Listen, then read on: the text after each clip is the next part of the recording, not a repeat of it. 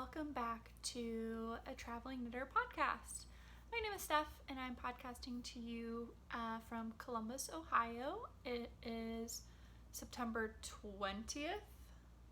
Literally, I never remember what day it is, and I don't have my phone or my watch on, so September 20th, 2020. I don't know what happened, but basically this week it became fall. It has been cold, and I think it might be 60 right now.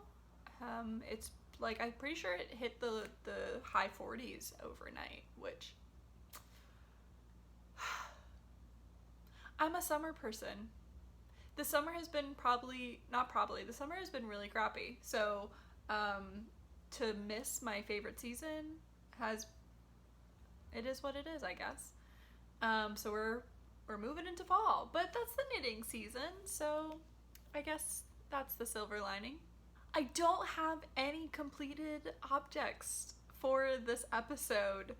Really, I've just been seeing my friends more, which has been fabulous. So that's really why. Yeah, last week I had an incident with my car. I just had to replace the battery, but like that took time. I physically replaced the battery in my parking lot with my friend. So, I hadn't planned on doing that. I had a picnic. I went shopping. So yeah, just stuff occurred. But anyway, let's just jump into what I've been working on. So first thing I want to talk about is my test knit. It is the Twisted Vines sweater, and that is by Joan Forgione. It's for Making Stories issue 5, and I am finished with the sleeve. I have hair on it, and I am picked up and working on the other sleeve. I don't have the body finished yet because I wanted to see if I would be able to finish the whole sweater without getting into the 4th skein. This sleeve ended up taking almost an entire skein of yarn. I can't remember how much of that skein I had used. I don't remember if I used this part, if I had used it for the swatching. I'm not sure. I feel like I did use it for up top here, and then right now the skein of yarn that I'm using is the skein that I used to swatch, but I can't remember. If this was almost a full skein, then I'm gonna have to break into the 4th, which honestly I bought for this sweater. So really, if I get into the 4th, no big deal. So yeah, I have tried this on. I'm not gonna try it on right now because I have so many stitches over here. They will drop off, and I don't feel like dealing with that. Also, I have this on. I connected the cables with a stitch marker. Can you see that? Yeah. So I didn't have a longer cable to connect this to, and I didn't feel like using 2 cables with a connector. So originally I'd done this, and I had loosely tied them. I kind of stuck them through the stitches, and then one night I was like, you know what? I can just connect them with a stitch marker. So tip of the day, guys, if you're a side note, I don't like to move my stitches onto scrap yarn. I don't like it. I feel like it wastes time. And I have so many cables that I will either do that, or I have a bunch of crappy needles that I bought in college when I couldn't afford anything. And they're called U-Knit. They're from China. I don't know, I'm sure you can buy some crappy bamboo or whatever needles from somewhere. So like they serve their purpose, but I will sometimes just use this as my scrap yarn so that I can knit directly off of it. And I'm not too picky, like if they're not the correct size, if they're one larger or one smaller, it's gonna be fine. Like, we're not perfectionists here. I'm definitely not a perfectionist. So yeah, again, this is a test knit. The yarn I'm using is amazing. It is EcoView Fiber Mill Ranger Merino DK 3-ply. It's made in the US. It is a color Warbler Yellow. It's 90% merino wool, 10% Rambouillet wool, WNC. Not sure what the WNC stands for, but I love this yarn. I will definitely make another sweater out of this. Really big fan. Hopefully it washes well, but knitting with it has been great. The stitches don't, well, it's non-super wash, so you know, when I'm undoing, it's really nice. I don't knit a lot with non-super wash. I should, but I'm really liking it. So I've got, like I said, the sleeve done. I have all of my markers that are my decreases so that I wouldn't have to count. The other side has this twisted cable section. So I'm test knitting this, and there has been, you know, mistakes, which is fine. That's why I'm test knitting. And I got to the sleeve cuff, and it did not, so do you see how the cables, like, you know, very lovely flow into the cuff? Well, the pattern for my size did not. And so I spent some time looking at it, and then I looked at the picture, and the picture did not match what the instructions had. So I ended up coming up with how to do this, because I really knit a lot on the weekends. I knit a little bit during the weekday, but most of my knitting is on the weekends, you know, because like the majority of us in normal times have a full-time job. So when you see something that isn't correct, or you know, you're questioning the method or waiting for feedback, it takes kind of a long time to get feedback. So I posted in there, I posted on Friday, last Friday. I had posted my kind of spiel about that I thought something was wrong with the cuff. So then there wasn't a response until Monday or Tuesday. And I get it, they're not working on the weekend, so you always have that delay. And then the response took an extra time to talk to the designer, and then new instructions were put in, but those instructions still don't work. So I made a comment saying that, and then I don't know, like, if I messed up, because like I can only see my comment if I click on a certain button. We're using Google Docs. So then I re-commented like a fresh comment, and I mean, it's now 9 days later, and I'm still like, I did the cuff because I know how to fix it, but like that's not what the instructions say. So that's been a little bit frustrating. The timeline is already short, so to literally have to wait over a week and I still don't have the instructions, that's been a little bit of a bummer. But again, like, I got the cuff. I figured out the cuff. I know how to do it. It's just, I really should be doing what the instructions say. So, I mean, what I did makes sense. It matches the sample. It has the all of the increases, and it has the flow just like the picture. So whatever. So yeah, I'm on to the other sleeve. Once I finish that, I will then pick up for the body again, or not really pick up, I will just continue with the body. I do, actually, you know what I probably will end up doing is the neckline. I forget what the neckline is, but I think it's just an I-cord edging, if I remember correctly. So I'll probably do that first and then finish up with the body, because really, apart from doing the neckline, I have done everything. So I have tested the whole pattern. So I don't feel as much pressure. I do plan, I'd love to have this done before October starts, but we'll see. So yeah, that is that.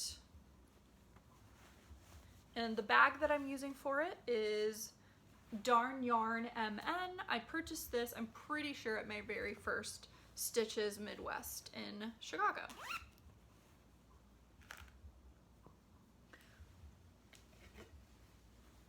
The next project that I'll talk about is my mystery knit along. It is the Page of Wands cowl.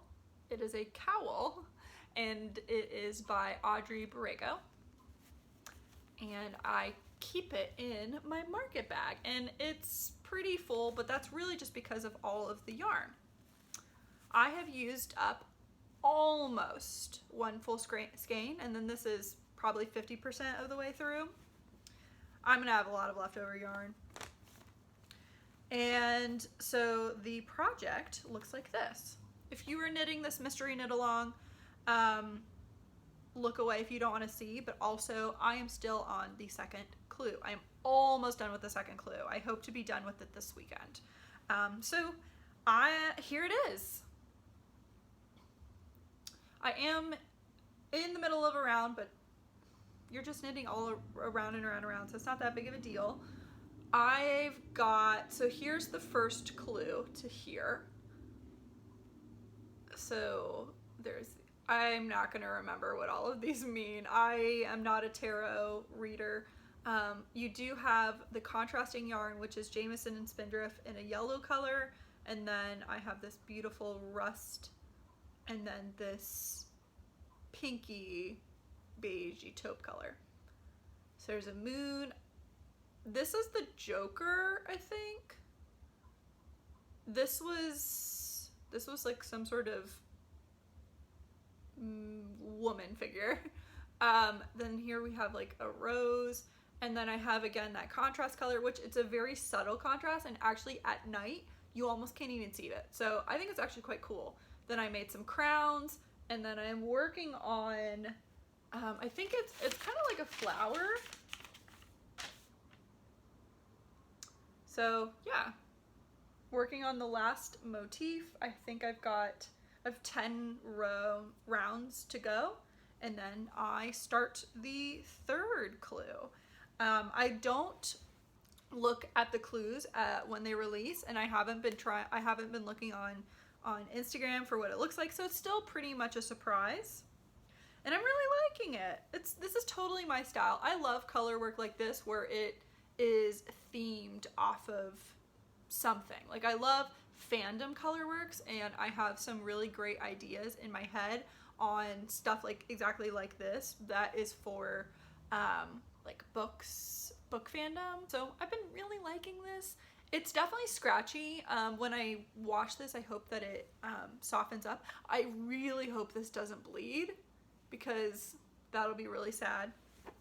So yeah, really liking it. I think I mentioned it before, but it really reminds me of the Star Wars scarf that I made. That was double knit.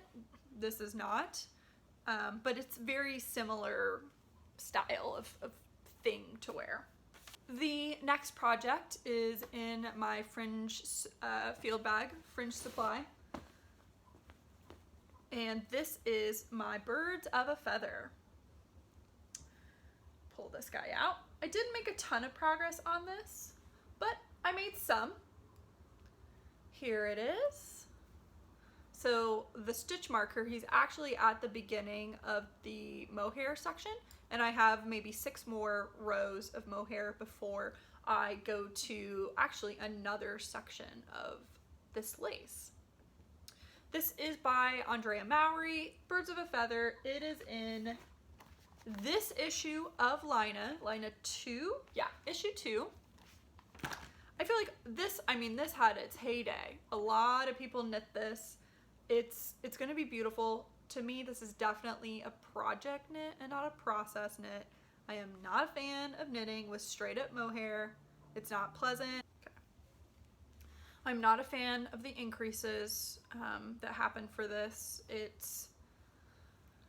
makes for a very messy edge. I talked about that before, but the way that I do almost always when I knit is I slip the first stitch so that the edge is a nice edge.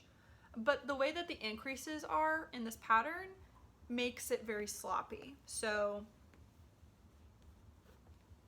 the phrase of year for me is, it is what it is. But essentially, that's what's happening with this guy. The yarn that I'm using is Teal Torch Knits. We have her fluff base, and this is in Sinking in My Soul. And then we have the sock base, which is A Sunday Kind of Love. I've said it before, I really love her colors. Big, big fan.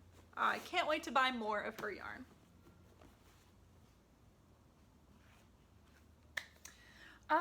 Another object thing that I've been working on is actually another design, and it is a sock design.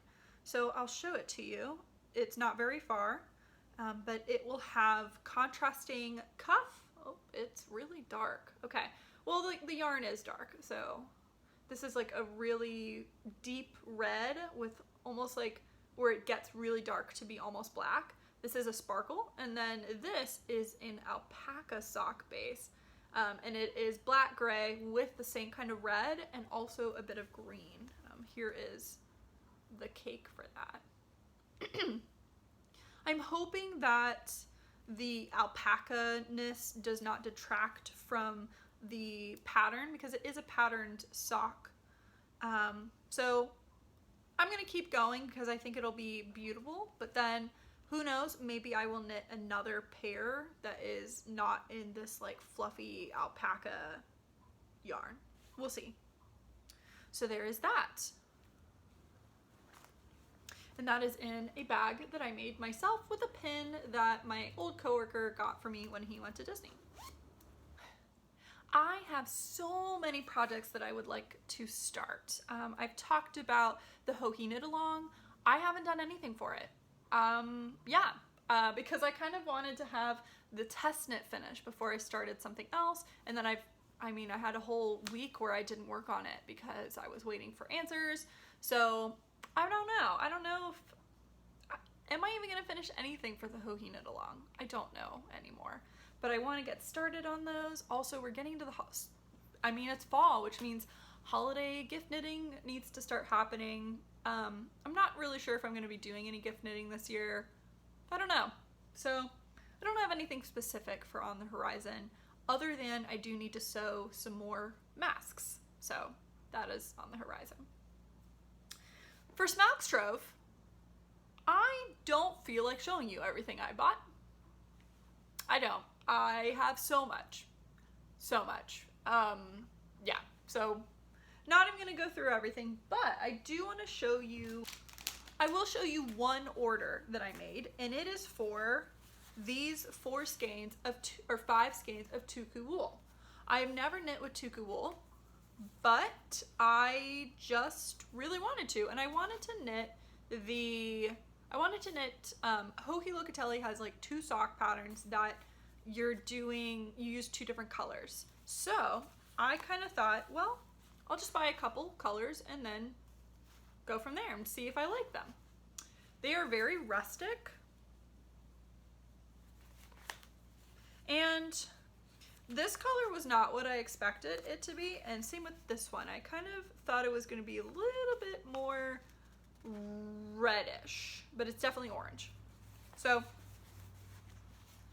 here are my Tuku Wools. If you've never heard of it or seen it or anything, it is Tuku Wool by TTT Finland. It's sock. It's 80% finished wool, 20% polyamide, made in Finland, and it is 50 grams. It's a sport weight. So I'll go through all the colors. This one is H21 Repo. Okay. H21 Repo. 04 Ray. 34 No Name. 7 Mantu. It's like a brown. And then the white is 1 Saki. Or Sake. I don't know. So I'm pretty excited. I've been wanting Tuku Wool, and it seems to be a little bit more affordable, but with shipping, it adds up. So I stumbled upon a yarn store. What are they called? I think they're called Dragonfly. Oh darn. I already threw away their card. If I can remember, I'll put it on the screen. But I was looking for a certain knitting magazine, and this yarn store had it, and they had some Tuku Wool. So I was like, well, to make shipping make sense, I'll buy yarn. But the other thing I purchased was this issue of Nomadic Knits, and this is issue 4. It's Maryland, DC, and Virginia. Nomadic Knits is a magazine that comes out with patterns central to a specific area. I picked this one up because there were some there was a pattern I was gonna buy, and then I realized it was in this magazine, so I could essentially save money and just get more patterns. So there is this like really yarn eating coat. I don't know if I would make that. It does eat a lot of yarn. This is the reason why I got it. It's for this cowl. It's the Anacostia cowl by Laura Ayler. Oh, right there. So it's two-sided, and I really love that. There's another sweater. There's a bunch of cufflinks, which is great. And then another thing that I wanted was this colorwork mitten. And that is by Tanis Gray. And this pattern, or this issue, is also the issue where Jody and Tracy of the Grocery Girls have patterns. So there is the Rocky Shores sock by Tracy Miller.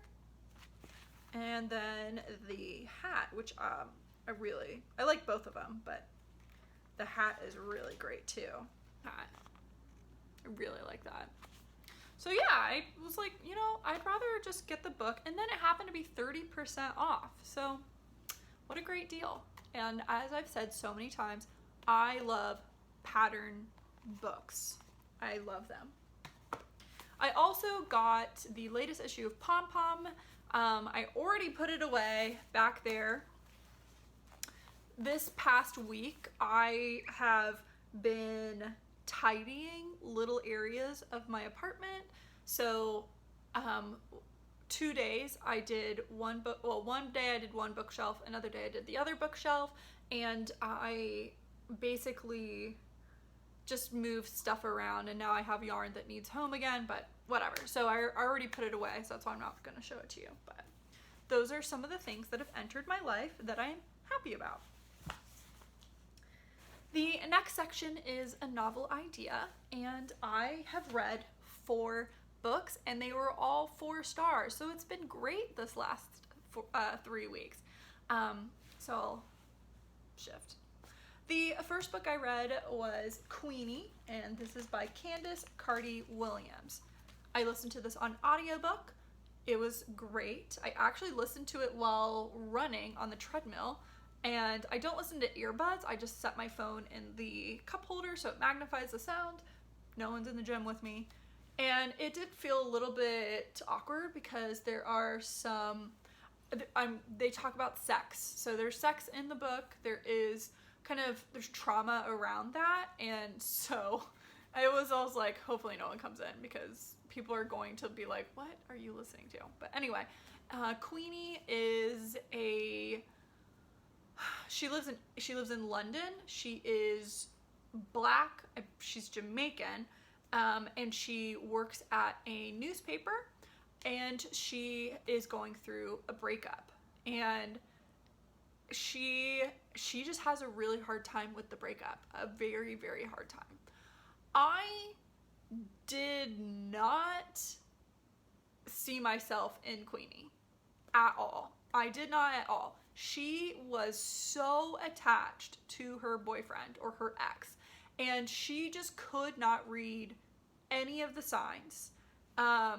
So me like listening to her, like trying to call him, trying to text him, constantly over analyzing everything, my thought is just like, holy crap, girl, let go. But I really liked this book.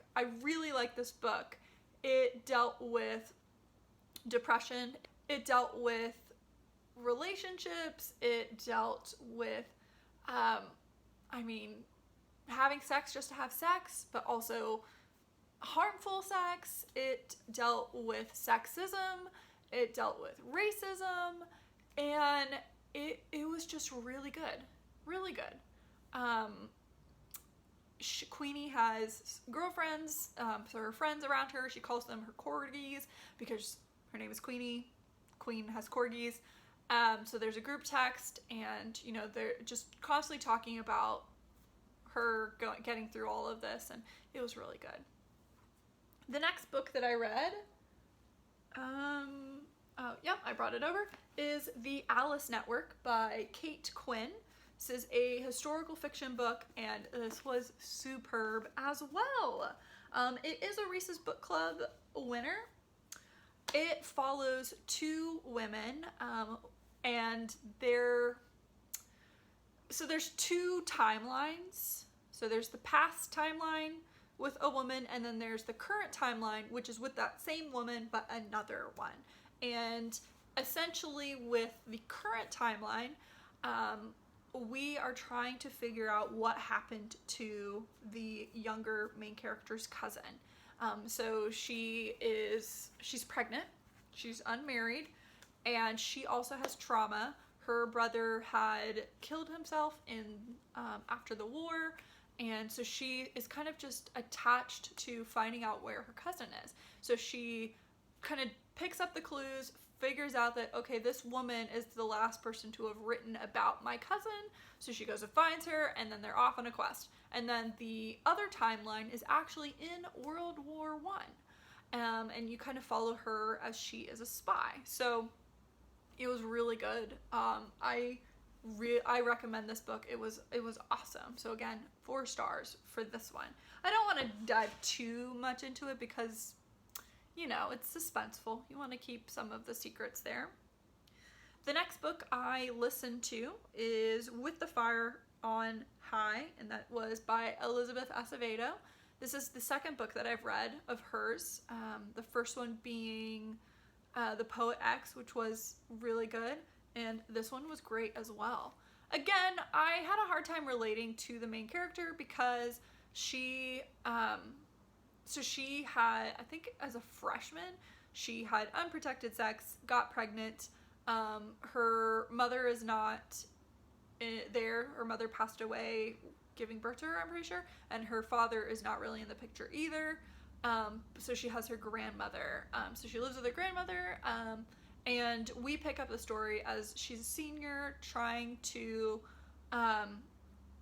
essentially she's trying to figure out how she can do what she wants to do. She loves cooking. She loves being in the kitchen. So she ends up signing up for this cooking class at her school.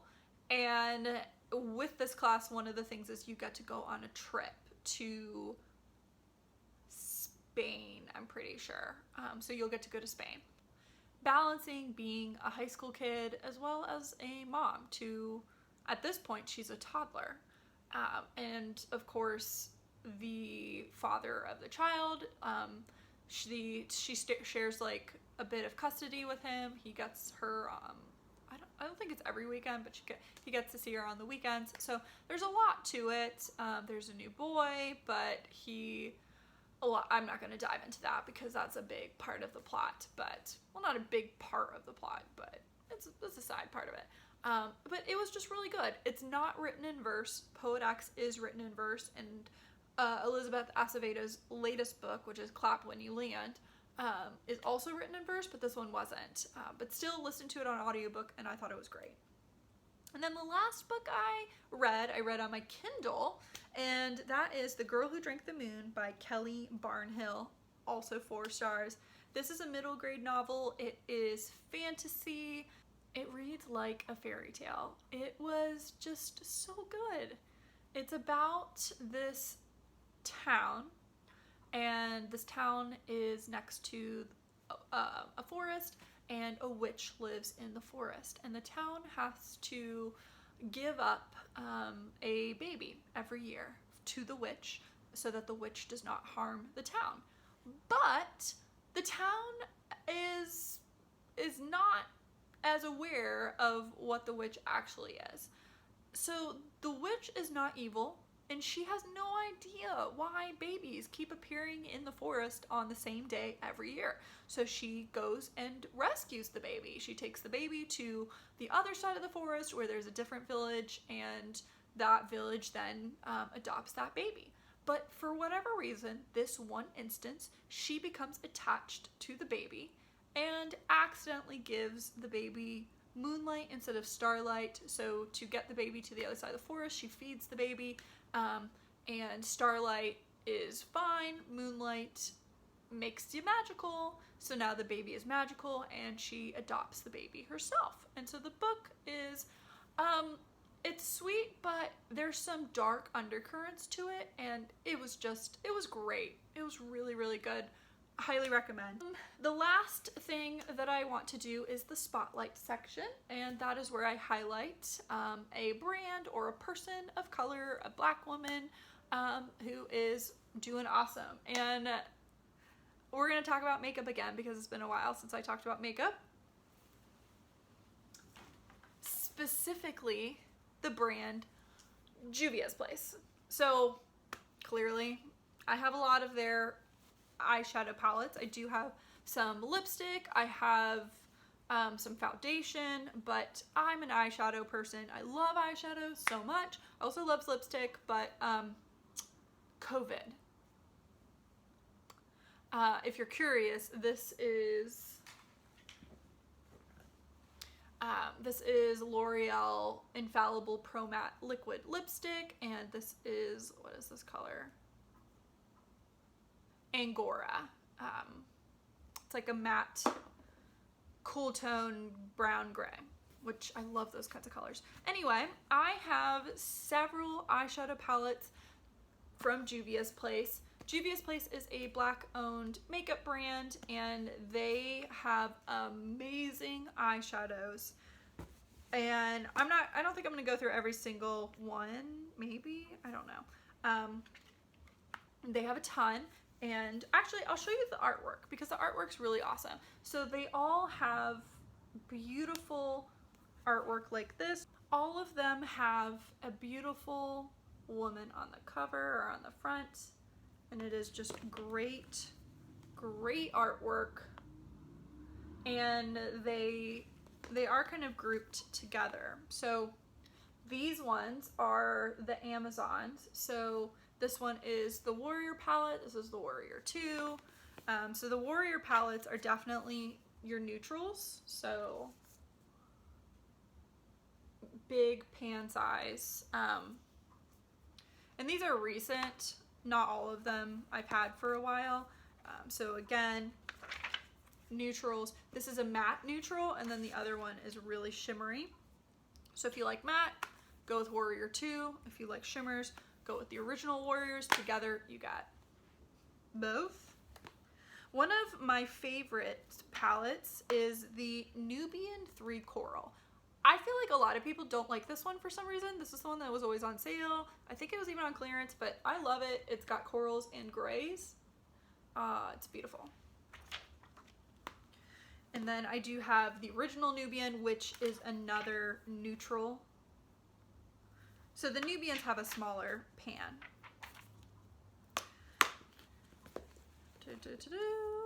The Saharan, this one's interesting because of this bright red up here, but neutrals with some pops of color. My very first Juvia was the Tribe, and this one is discontinued, but oh my gosh, this one's so awesome. The bright green, the blue, this is a duochrome. Oh, it's awesome. I really like this one. But my absolute favorite is the Nomad. If I can only have one, this is the one I would pick. I love that yellow right there. That yellow is right now my favorite eyeshadow that I have. But anyway, I love it. It does have a bit of sparkle. You do get some good classic browns, and then these two up here, these are grays. So love it. Really recommend Juvia's Place. Juvia's Place typically does sales, so if they're not 40% off, wait. They will be 40% off, or they will be buy one, get one 40% off. But normally I buy all of mine when they are 40% off. So Black Friday is typically a big event for them too. You can get them at Ulta, you can get them directly from the website, whatever you want to do. So really recommend Juvia's Place if you like makeup, or if you're just curious, you want to dabble into some makeup and you want to support a great brand, Juvia's Place is a good one. So, one last thing. This is going to be the last episode before we get into October. And last year I had a lot of fun with Vlogtober. It's not going to be as exciting this year. I don't really have anything planned for October because COVID. So we'll see. I'm going to try and do Vlogtober. I'm probably going to do very similar where it's like weekly. That's just more manageable, but we'll see. Maybe I try and it doesn't work and then I just stop. I don't know. I just don't have a lot planned for October, but we'll see. Thanks so much, guys. If you haven't subscribed yet, go ahead and subscribe. That really helps me out. That honestly just makes me happy. And subscribing, at least for me, I don't turn notifications on for anybody because I don't need more notifications, but I like going into YouTube and clicking on my subscribes list and then seeing everybody with the little red dot, and then I can go and watch their new video. So if you like the video, hit the like button, hit the little love button, same as the subscribe. That just makes me really happy too. If you have any questions, leave them down below or reach out to me on social media. I'll talk to you guys later. Bye.